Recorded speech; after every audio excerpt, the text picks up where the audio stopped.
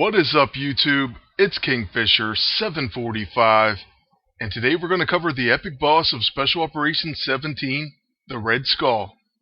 I know that many of you have probably defeated him already, but for those of you who haven't seen him, there are two options to fight. And we'll get to that in just one moment, but first let's cover the named character deploys that you will need in order to make this epic boss appear. The first hero that you'll need for deployment is the Punisher. Punisher was previously a PvP hero, so that means he costs 135 CP. The deploy duration will be 3 battles, and of course, like always, it costs 10 unstable ISO 8. The next character that you'll need for deployment is going to be another PvP hero, the Red Hulk. He will take another 135 command points to recruit. Also, his deploy duration is slightly shorter at 2 battles. Lastly, we have one of the Warriors 3, Fandral. And he's a regular hero, so he costs 90 command points. His duration is 1 battle, and by the way, the CP total is going to be 360 command points. So that's pretty expensive, but hopefully you do have these characters already.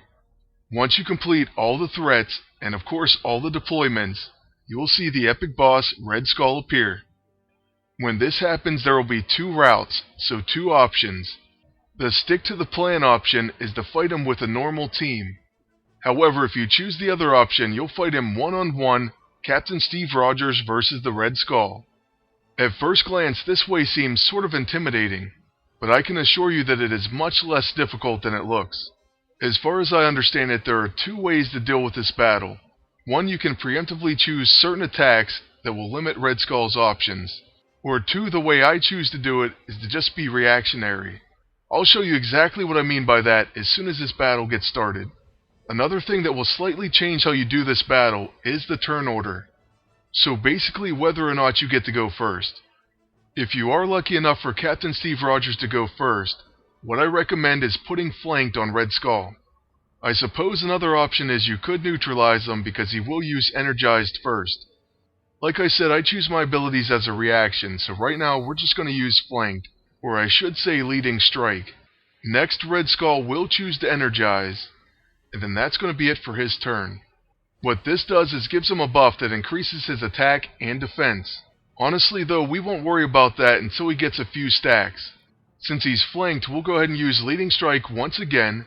It'll reapply flanked, and then we do a follow-up shield bash. I want to hit him with shield bash because his next move is going to be a rapid fire. This will limit the damage and prevent it from critting.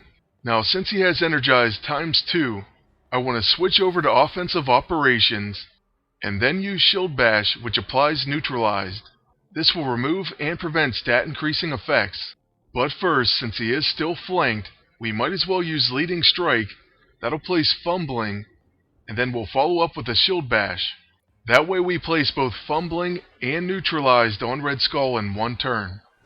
Now we no longer have flanked, but we're at a pretty good position against Red Skull. Since he used critical mass, I'll show you exactly what this does and how to stop it. You will want to switch over to ranged awareness once again, and the reason for this is because critical mass makes Red Skull's attacks guaranteed to be critical hits. So how do you stop this? Well, you just impair him. That'll make his attacks do 20% less damage, and they cannot crit. Okay, so now that you don't have to worry about being critically hit, well, Red Skull went ahead and used Energize. Currently he has no stacks, so I'm not worried about it. Like I said, I play a reactionary style. Now for a moment I thought about putting flanked on him, but instead I'm going to impair him once again. Since he still has critical mass, I'm thinking that's going to be our best option. At this point he's using pretty much his last ability, the charging Cosmic Efflux. Admittedly, this is where you could have preemptively hit him with something to stop that, but as long as you have enough stamina for your shield bash, you should be perfectly fine. Simply switch over to Counterintelligence, and then once you're there, go to your shield bash.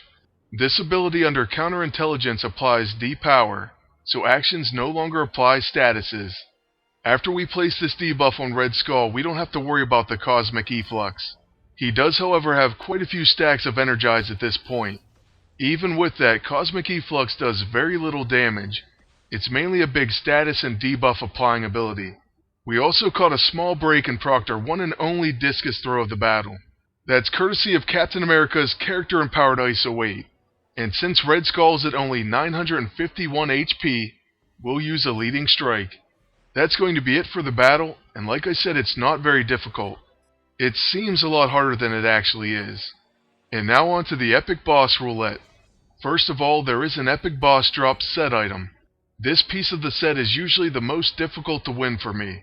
This time it's called the Crimson Crusher. So it exploits stun. With melee acceleration, it gains a follow-up and exploit combo setup. It applies combo setup, and it has a buff called Seeing Red. Deals increased damage to Hydra. So I guess it's not bad, but you're going to need another piece to unlock melee acceleration. Also, if you choose to fight Red Skull one-on-one, you can get 3 refined serum samples, 10 command points, 5 command points, and 40 unstable ISO 8 are also some of the rewards. So as I spin the wheel, that's pretty much going to be it for this video. I'll have a Falcon PvP video coming soon, so make sure you look out for that one.